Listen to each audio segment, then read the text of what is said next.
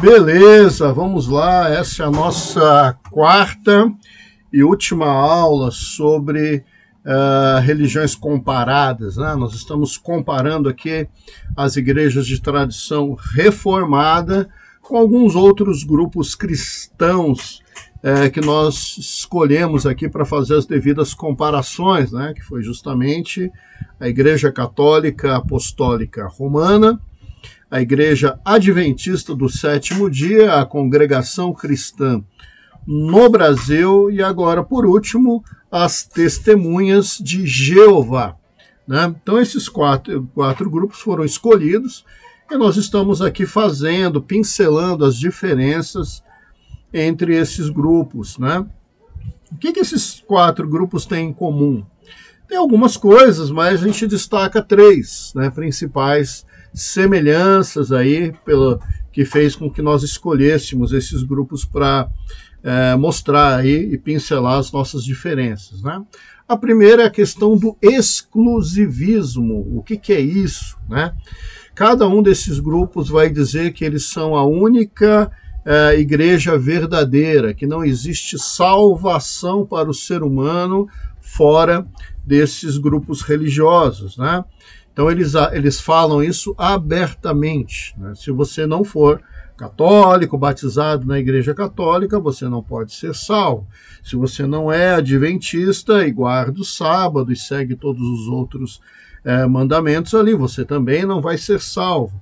Se você não pertence à congregação cristã no Brasil e segue ali as doutrinas ditadas pelos anciãos, você também não vai ser salvo. E o mesmo acontece aqui com as Testemunhas de Jeová. Isso já é em si uma grande diferença, porque nós, reformados, né, todas as igrejas de tradição reformada, então luterana, presbiteriana, batista, congregacional, wesleyana e outras, nós não temos dificuldade nenhuma em reconhecer que a salvação vem de Deus. E Deus pode ter os seus salvos espalhados em outros lugares, em outras igrejas. A gente não tem problema nenhum com isso, mesmo porque a gente acredita que quem salva é Deus, não é o grupo religioso que salva, não é a igreja que salva. Uma outra coisa, outra característica é a questão das revelações extra-bíblicas. O que é isso? Esses grupos possuem, além da Bíblia, outras revelações, que às vezes são colocadas como complemento do que a Bíblia diz, às vezes são colocados de pé de igualdade com a Bíblia, e às vezes são até superiores à revelação bíblica. Isso a gente também não aceita de jeito nenhum, porque para nós a Bíblia é a nossa única regra de fé e prática, né? E já dando uma pincelada aqui nas Testemunhas de Jeová, a Bíblia original, né? Aquilo que foi revelado ali nas Escrituras Sagradas, no original grego do Novo Testamento, hebraico e aramaico do Antigo Testamento. Porque uma tradução mal feita, uma tradução enganosa, é tão problemática quanto você não acreditar na Bíblia, né? Terceiro ponto é justamente essa questão do ostracismo, do fechamento em si mesmo. Então, esses grupos, eles aconselham os seus seguidores a não buscarem conhecimento fora da orientação ali do grupo, né?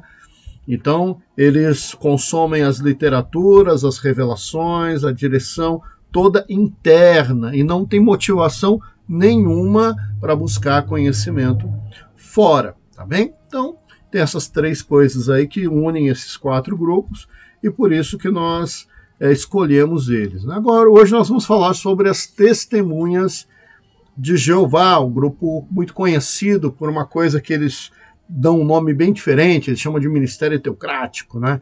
Que é aquela coisa deles irem de dois em dois nas casas, os grupos ali se espalham pela rua e vão abordando os moradores. Mais recentemente, por conta da questão da urbanização das cidades, eles têm dificuldade de entrar nos prédios e condomínios, então têm adotado outras estratégias, como pegar uma pessoa que seja TJ e mora ali num determinado condomínio, essa pessoa ela vai de porta em porta, deixando cartinha embaixo das portas, convites. Tem agora a estratégia de ficar, normalmente, duas mulheres mais idosas, ficam com um carrinho, com um standzinho das revistas parados em pontos de ônibus, do lado de uma região de comércio ali, ou um lugar onde passa muita gente. Também são estratégias que eles estão adotando aí para conseguir fazer o seu ministério, que é tipicamente, majoritariamente proselitista, ou seja, eles buscam conquistar fiéis de outras igrejas. Não estão muito preocupados com o mundo secular, não.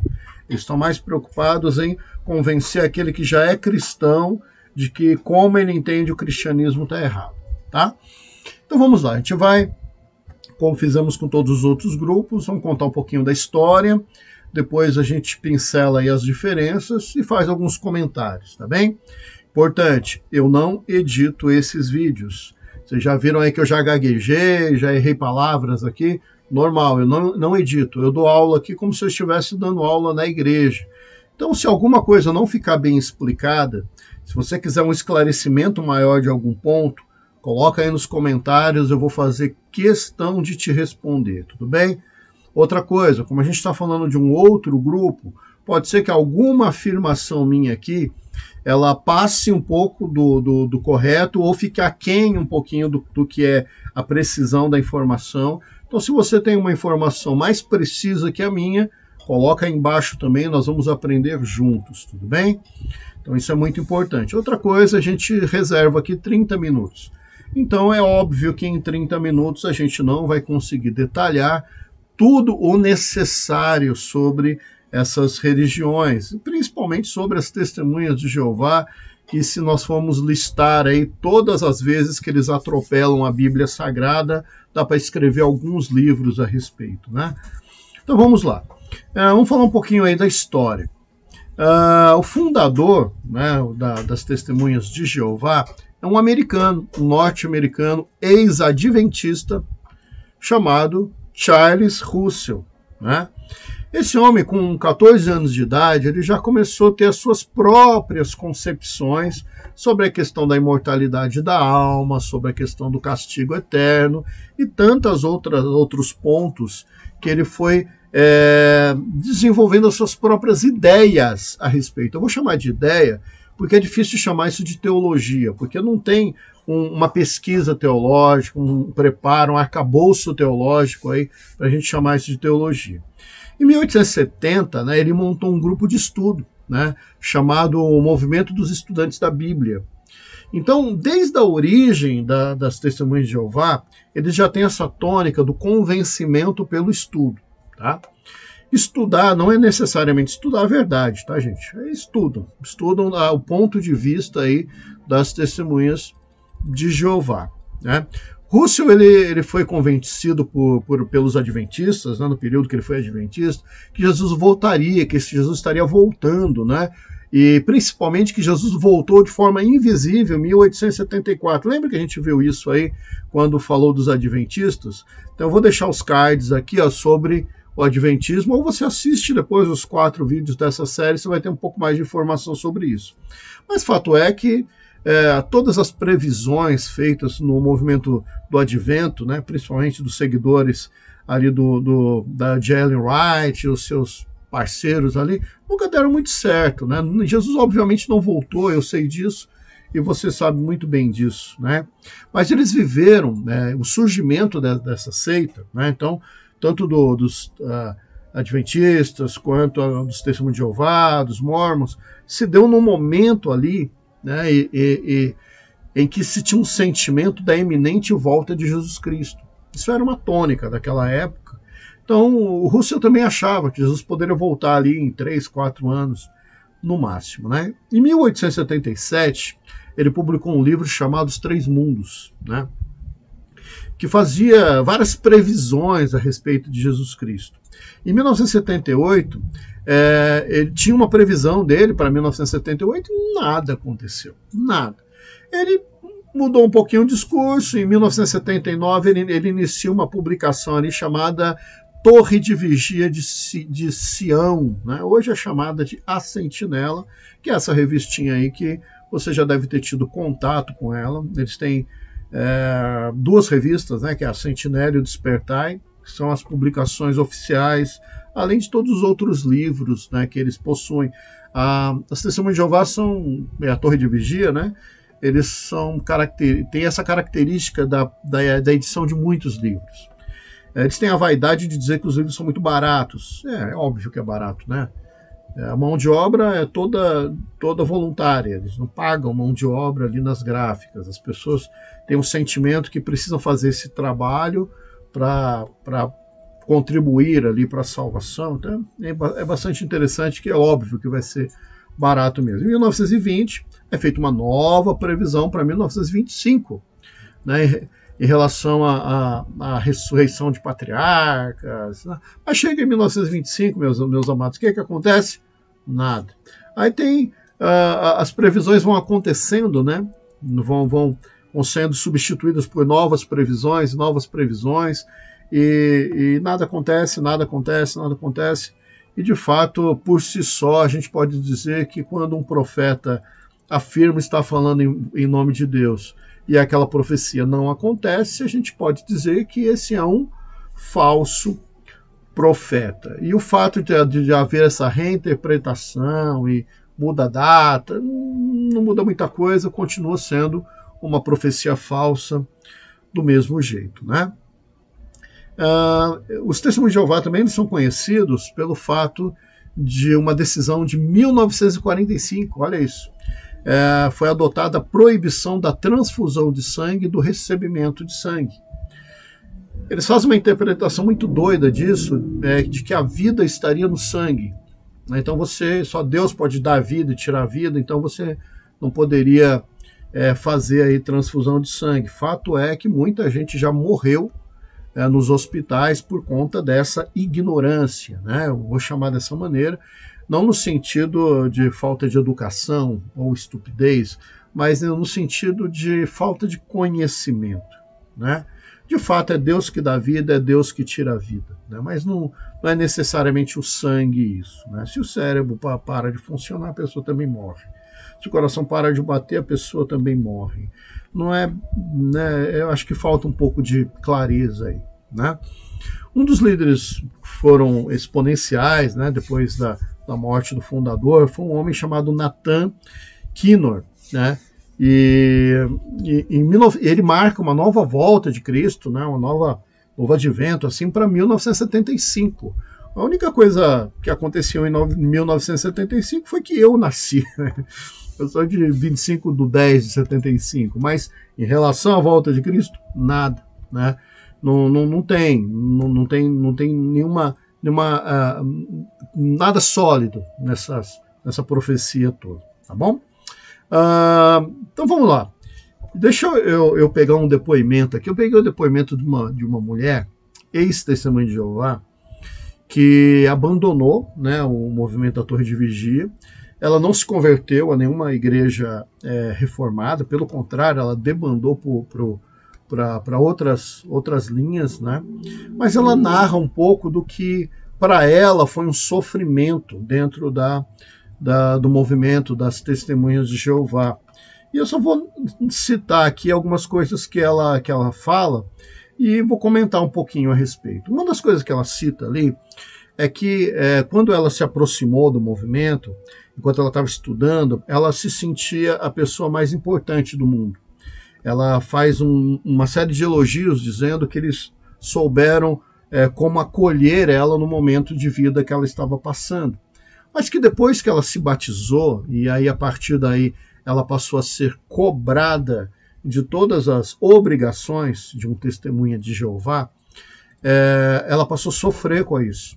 Então uma das coisas que ela coloca é o fato de que ela não podia mais comemorar nenhuma data, como casamento, e aniversários, enfim, datas especiais, né? Isso era muito, muito complicado para ela, porque o marido dela não era TJ. Então o marido ia para a festa de casamento ou de aniversário e ela ficava em casa. Ou quando ela acabava indo, ela era mal vista dentro do salão do reino. das Testemunhas de Jeová por conta de ter ido, porque eles proíbem, né, os seus seguidores de participar de qualquer evento social, mas não é só evento social não, tá? Por exemplo, um Testemunho de Jeová não pode cantar o hino nacional. Isso é bastante complicado, né?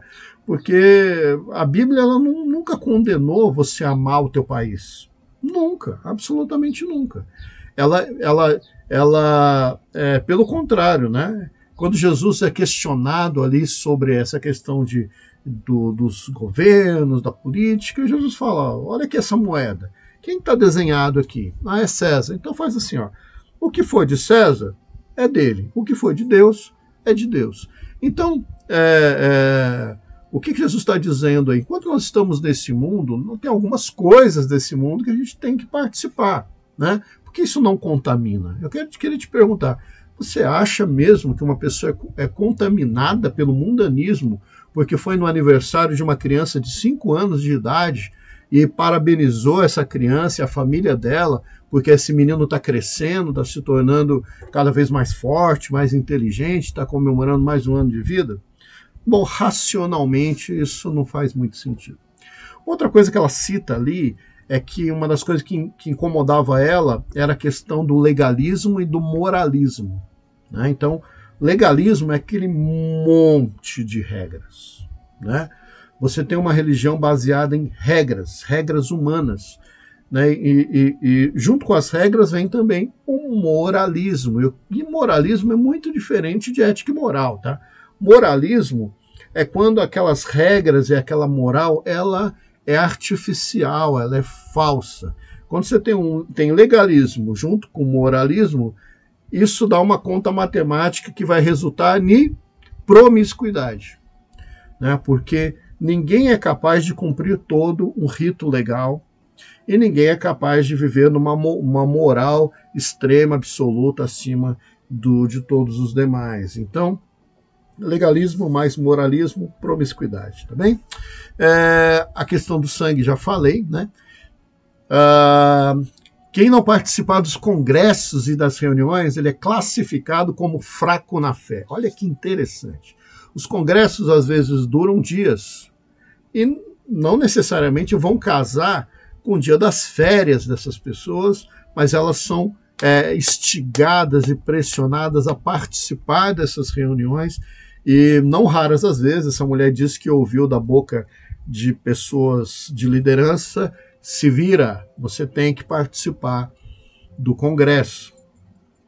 Prestação de contas é interessante também, né? Porque eles precisam prestar conta desse ministério teocrático deles, né? Quantas casas foram visitadas, quantas pessoas foram abordadas, que tipo de material foi oferecido.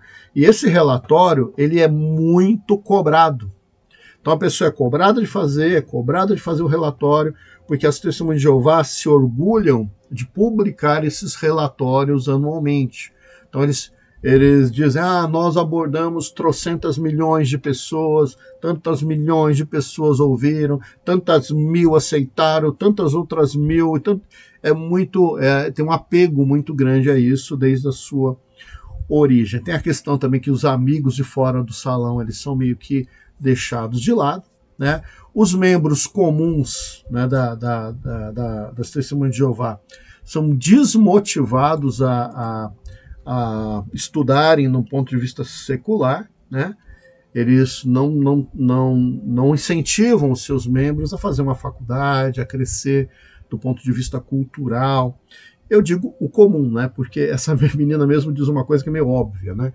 Que os filhos dos anciões, eles muitas vezes têm um tratamento diferente. Esses são incentivados a estudar, a buscar novas oportunidades e tudo, mas quando uma pessoa comum ali, que não tem influência, ele começa a estudar demais, ele começa a ser mal visto, né? Tem a questão de você não ler nada fora das publicações da Torre de Vigia, mas eu queria destacar aqui uma questão do peso do ostracismo aqui.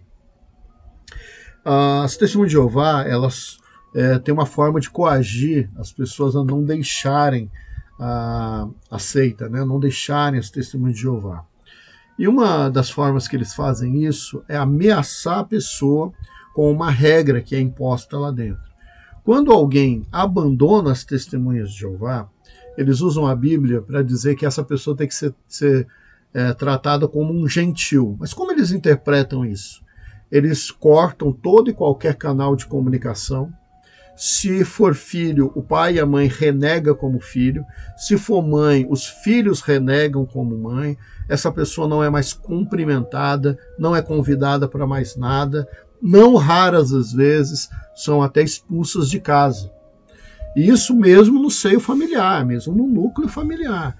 Então isso é um peso muito grande, porque imagina se você é TJ, se você tem toda a sua família lá na torre de vigia, e você resolve, você entendeu que você está dentro de uma doutrina falsa, fraudulenta, e você quer sair. Você olha para um lado, você vê o teu marido, e ele pode pedir o divórcio de você.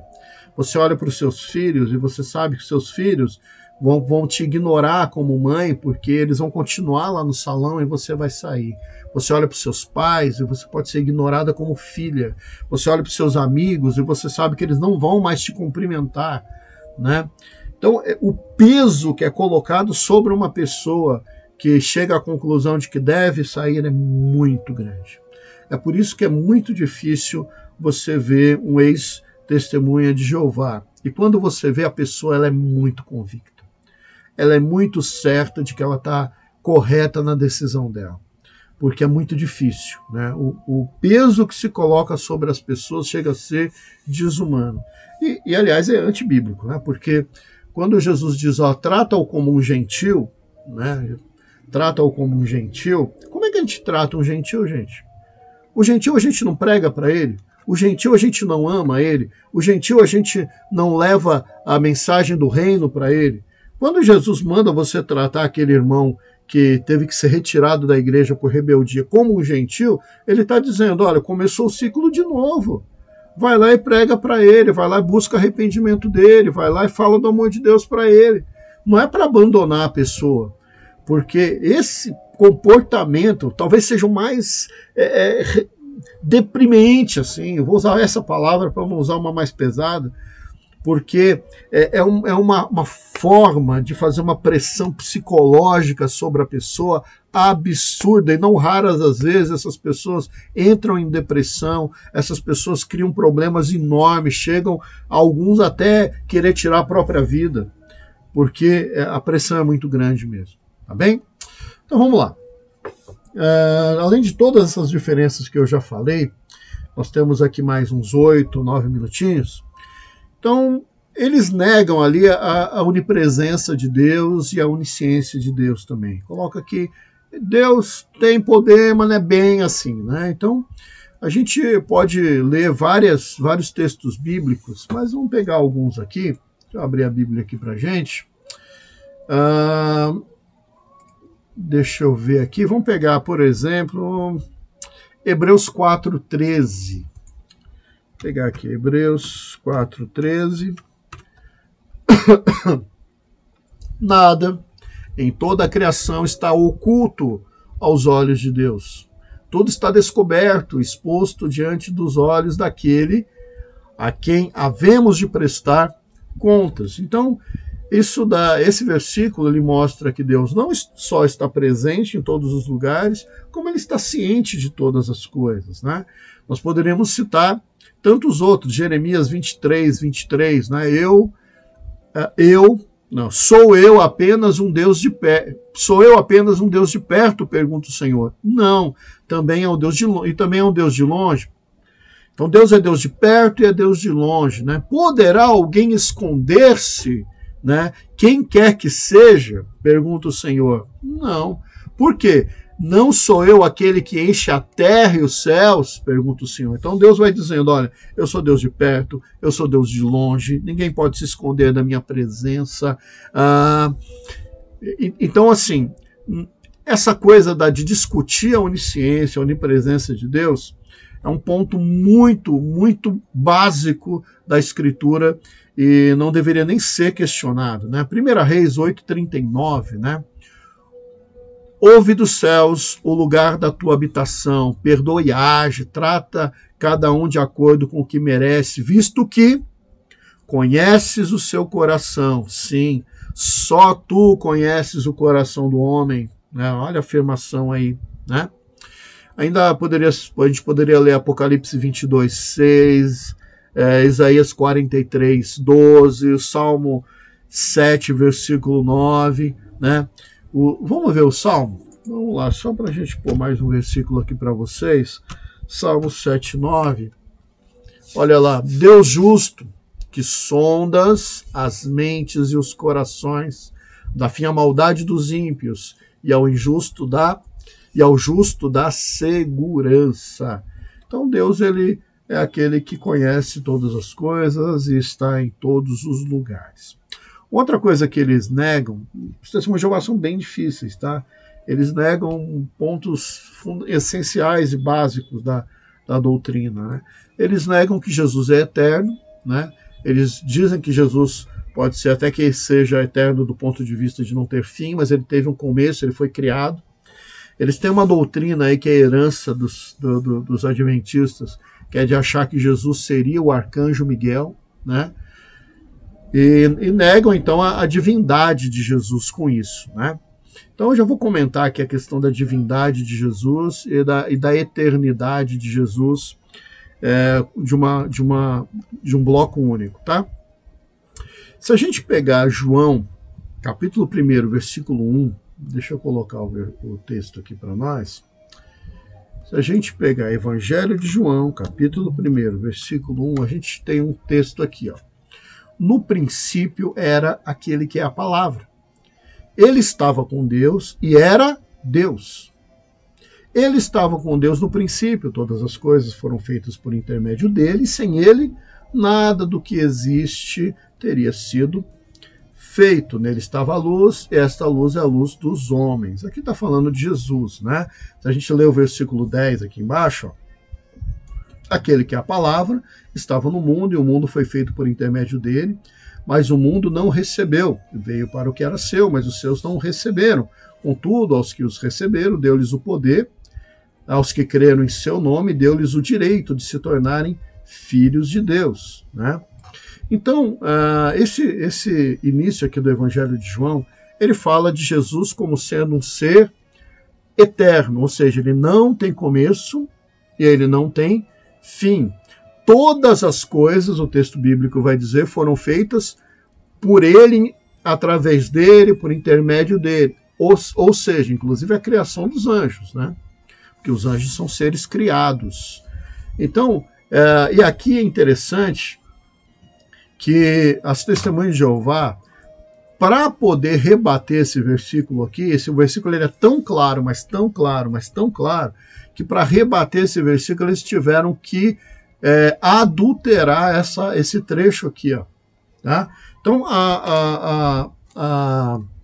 essa tradução aqui, que é a tradução do Novo Mundo, tá vendo? Das Testemunhas de Jeová, ela não é considerada uma tradução bíblica do ponto de vista fiel das Escrituras, tá? Existe, inclusive, se você tiver curiosidade de pesquisar, o fundador das Testemunhas de Jeová, o Russell, Charles Russell, ele foi processado numa corte americana por falsidade ideológica, porque ele estava dizendo que ele fez essa tradução aqui, né? Então ele estava dizendo que essa tradução aqui ele fez direto dos originais. E tem até uma cena que é descrita do tribunal, do dia do julgamento, em que o advogado ele deu um trecho da Bíblia escrita em hebraico e deu de cabeça para baixo, mas estava escrito a referência bíblica em inglês e o texto em hebraico embaixo. E ele pega o texto de cabeça para baixo e lê o texto. O advogado pega da mão dele, mostra para o juiz e fala, olha, a não ser que ele seja o melhor intérprete do hebraico e do aramaico, é praticamente impossível você ler de cabeça para baixo. Deixa eu ver se eu consigo colocar aqui para vocês terem uma ideia. Vou voltar aqui para a Bíblia. Olha, eu abri aqui a Bíblia agora com as palavras no original, tá? Então aqui Vamos pegar aqui então aqui, ó, no princípio era aquele que é a palavra, ele estava com Deus, né? Ele estava com Deus e ele era Deus, tá vendo? Theos, Deus, tá vendo aqui, ó, em grego. Não tem como você traduzir Theos como Deus com letra minúscula, como sendo um Deus. E aqui esse era, não tem como você engatar aqui, era um Deus. Não, era Deus, não tem o um aqui, ó, não tem o artigo, não tem nada no original. Quer ver? Vamos dar uma olhadinha aqui, ó, em Gênesis, capítulo 1, versículo 1 também.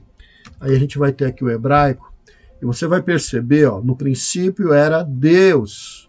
No princípio Deus criou os céus e a terra. Era a terra sem forma e vazia. Trevas cobriam a face do abismo. E o Espírito de Deus, né? Você também não tem como traduzir isso daqui como eles traduzem. Olha só o que eles fazem com esse texto. Eles pegam, eu vou mostrar os dois para vocês, né? E transforma o Espírito de Deus em... Deixa eu ver se eu consigo mostrar aqui. Opa, aí, olha lá.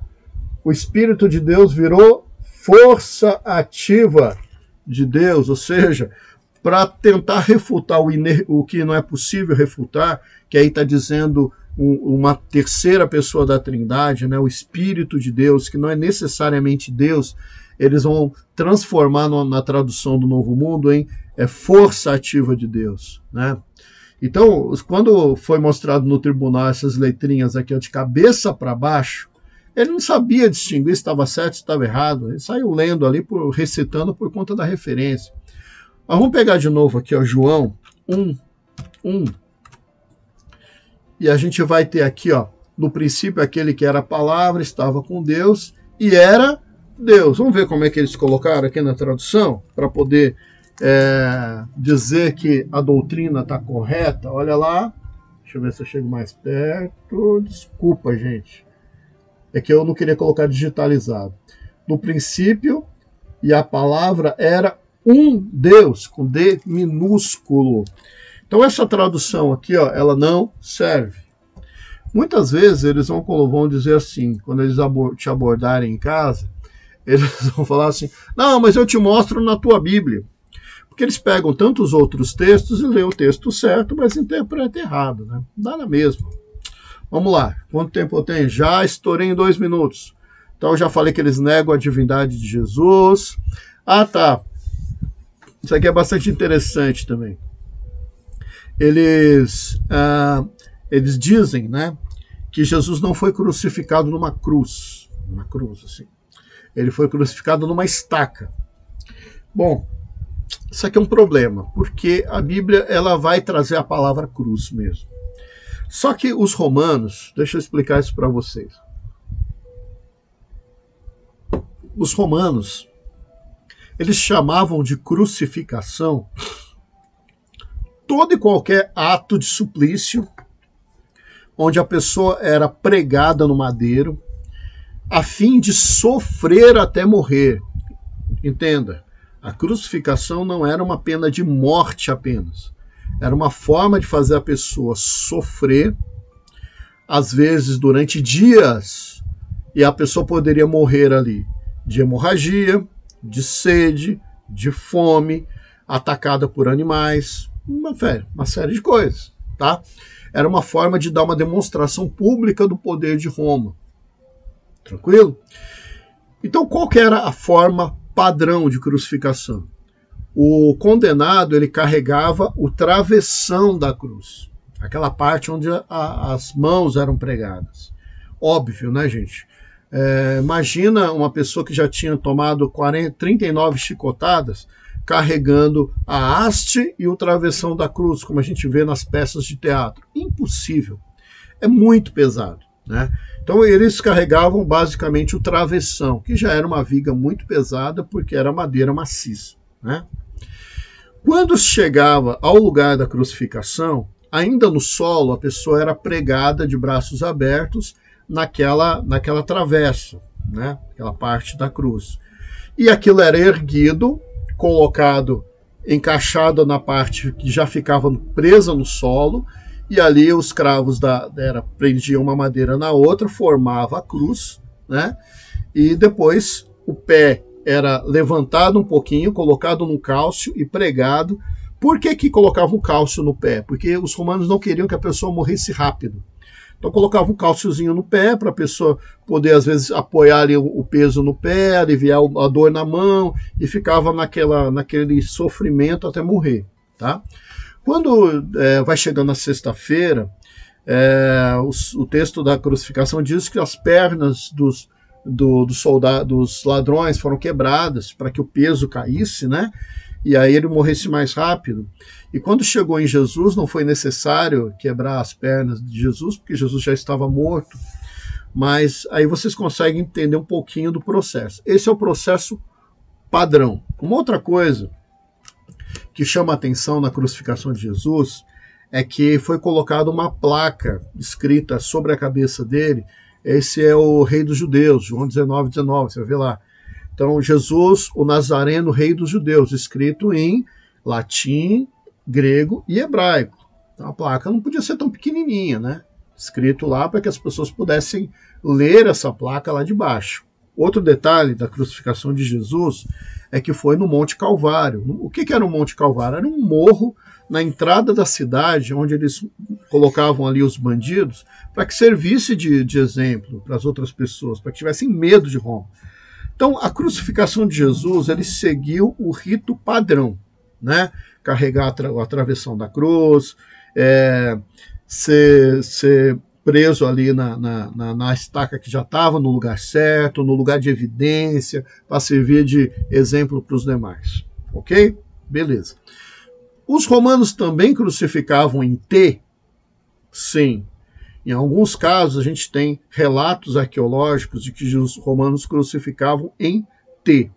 Tá? Então, mesma coisa, carregava essa parte, mas ao invés de ficar sobrando uma ponta, eles elevavam até o topo, ali era travado uma parte na outra e seguia normal como qualquer outra crucificação. Por que Jesus não foi crucificado em T? Porque se fosse em T, onde é que eles iam colocar a placa acima da cabeça de Jesus? Não teria como, né? Os romanos crucificavam, inclusive, em árvores. Né? Durante a perseguição, no primeiro e no segundo século, houve um dia que a quantidade de cristãos crucificados pela perseguição romana foi tão grande, né? A gente vai ver isso no livro História do Cristianismo, do Justo Gonzalez. A quantidade de crucificados foi tão grande que não tinha cruz suficiente. Então eles começaram a crucificar em árvores. Prendia a pessoa na árvore ali, pregava, amarrava ali para ficar sofrendo até terminar de morrer, e foi um tormento. Eles crucificavam também em estacas também, né? Faltou travessão, o travessão estava ocupado, colocava só na estaca lá e crucificava a pessoa. Agora com a estaca também é complicado, porque imagina os braços estendidos para você pregar o braço em cima, em qual espaço você colocaria a plaquinha lá em 3 línguas diferentes, dizendo Jesus, o Nazareno, rei dos judeus. Então, isso aí é uma das coisas que entra numa coisa que eu explico, que são as doutrinas de identidade. Então, tem algumas doutrinas que os grupos sectários têm, que essa doutrina ela não precisa ter explicação, porque essa doutrina traz identidade para o grupo. Então, eles não vão mudar. Né? Você não vai ter uma igreja católica que vai parar de adorar Maria. Você não vai ter uma igreja adventista do 7º dia que vai parar de guardar o sábado. Você não vai ter uma congregação cristã do Brasil que vai começar a negar a autoridade dos anciões. Não vai ter, gente. E você não vai ter aí uma testemunha de Jeová sem essas doutrinas totalmente antibíblicas, porque isso identifica o grupo. O grupo eles trabalham colocando dúvida na cabeça daquele que eles começam a abordar ali na rua. Tá? Então, enfim, já poderia falar outras coisas, vamos nisso aí. Eles negam que o Espírito Santo é uma pessoa, já demonstrei aqui, que para eles reforçarem isso, eles chegaram a mudar a tradução da Bíblia, ou seja, não tem respeito nenhum pela revelação bíblica. Eles dizem que a doutrina da Trindade é uma doutrina pagã, se bem que eles mesmos, no início do movimento, eles acreditavam na Trindade. Eles mudaram essa concepção porque eles tinham que casar as doutrinas, né? Então, se Jesus não é Deus, ok, se Jesus não é Deus e o Espírito Santo é só uma energia, então, obviamente, não tem Trindade. Então, não é que eles não acreditam na Trindade, eles não acreditam que o Espírito Santo é uma pessoa e que Jesus é Deus. Então, para para casar uma doutrina com outra, também, obviamente, eles não têm como acreditar na Trindade, apesar da Trindade estar presente na Bíblia inteira. Fala que todas as religiões são Babilônia. E eu poderia falar outras coisas aqui, tipo, só 144 mil vão herdar o céu, né? Eles acreditam que os patriarcas vão ressuscitar e vão ter filhos. Tem uma doutrina meio doida disso daí. Eles são herdeiros ali da doutrina adventista de que o diabo e todos os que não se converteram serão aniquilados, né? Enfim, tantas outras coisas. Eu já estourei bem o meu tempo. Isso aqui ficou com 10 minutos a mais. Como eu falei no início, tem dúvida? Coloca aí que eu respondo. Não ficou bem explicado? Você tem uma opinião diferente? Coloca aí. Vou fazer questão de ler e nós vamos aprender juntos aqui. Tá bem? Então, muito obrigado. Que Deus te abençoe. Se você assistiu só esse episódio e tiver curiosidade, dá uma olhadinha nos outros 3 aí. Tenho certeza que dá para aprender bastante coisa com isso. Deus te abençoe.